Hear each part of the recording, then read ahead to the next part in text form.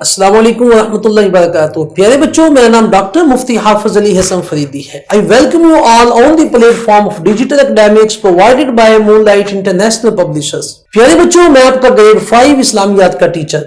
آج ہم پڑھ رہے ہیں چیپٹر نمبر 3 سیرت طیبہ. Point number 5 Masjid Nabawi. SLO Masjid Nabawi کی اہمیت اور تاریخی حیثیت سے آگاہ ہو سکے. SLO روزہ رسول صلی اللہ علیہ وآلہ وسلم کی حیثیت سے مسجد نبوی کی اہمیت سے آگاہ ہو سکے. پیارے بچوں، مسجد حرام کے بعد اس دنیا میں اگر کوئی مسجد سب سے افضل ہے تو وہ مسجد نبوی ہے. یہ وہ مسجد ہے کہ جس میں ہمارے پیارے نبی حضرت محمد رسول اللہ خاتم النبیین صلی اللہ علیہ وآلہ وصحبہ وسلم کا روزہ مبارک ہے.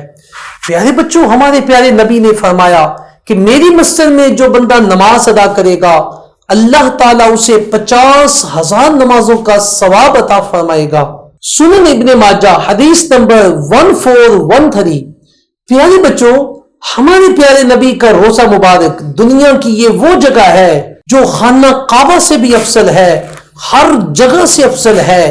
اور پیارے بچوں، اس وجہ سے مسجد نبوی بھی بہت اعلیٰ مسجد ہے.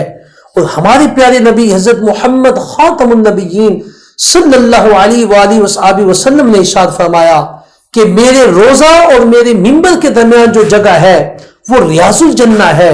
پیارے بچوں، ریاض الجنہ کا مطلب ہے جنت کا ٹکڑا، اور یہ وہ جگہ ہے جو جنت سے آئی ہے.